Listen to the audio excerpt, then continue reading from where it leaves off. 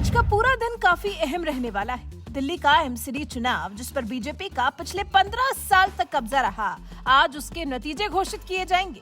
वहीं यूपी में मैनपुरी, खतौली और रामपुर में भी उपचुनाव के नतीजे आज ही घोषित किए जाएंगे।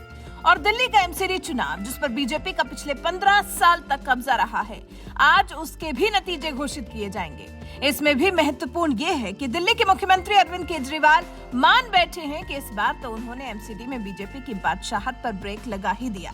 केजरीवाल का मानना है कि इस बार तो एमसीडी में वो ही आ रहे हैं। एग्जिट पोल्स में भी दिखाया कुछ ऐसा ही गया है। तो इस बात से गदगद अरविंद केजरीवाल की पार्टी ने नया नारा जारी कर दिया है। आम आदमी पार्टी ने नारा दिया है, अच्छे होंगे 5 साल एमसीडी में भी केजरीवाल। आम आदमी पार्टी के दफ्तर में ये नारे लिखे हुए बैनर लगाए गए हैं। निश्चित तौर पर केजरीवाल के इस आत्मविश्वास के पीछे एग्जिट पोल्स के ही नतीजे हैं। दिल्ली नगर निगम को लेकर आए ज्यादातर एग्जिट पोल्स में आम आदमी पार्टी की जीत की भविष्यवाणी की गई है। तभी तो मतगणना के दिन आम आदमी पार्टी का ऑफिस सजा हुआ है, नारे लिखे हुए, बैनर लगे हुए हैं, गुब्बारे लगे हैं।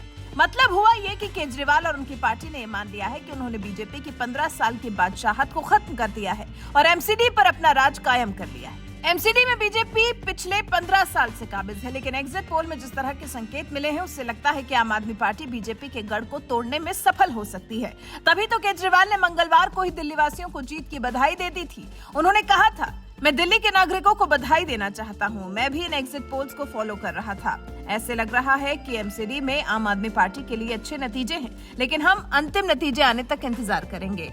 अब बस कुछ और घंटों के इंतजार के बाद तय हो जाएगा कि एमसीडी चुनाव में जीत किसकी हो रही है।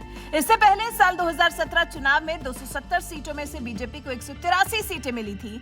बीजेपी के खाते में 36 सीटें आई थी और आम आदमी पार्टी को 41 सीटें हासिल हुई थी। लेकिन इस बार थोड़ा बदलाव हुआ है। इस साल की शुरुआत में केंद्र सरकार ने दिल्ली के तीनों नगर निगम का एकीकरण कर दिया था, जिसके बाद वार्ड की संख्या घटकर 250 रह गई है। आप और भाजपा दोनों ने एमसीडी चुनाव में 250 उम्मीदवार खड़े किए, जबकि कांग्रेस ने 247 और 382 निर्दलीय उम्मीदवार खड़े किए हैं। बहुजन समाज पार्टी ने 132 वार्ड, एनसीपी ने 26, जेडीयू ने 22, एआईएमआईएम ने 15 वार्ड पर चुनाव लड़ा है। मतलब इस बार चुनाव में कुल 1349 उम्मीदवार मैदान में हैं। दिल्ली के 250 वार्ड में कुल 50.47% मतदान हुआ। ये साल 2017 में हुए चुनाव के मुकाबले 3% कम दर्ज किया गया।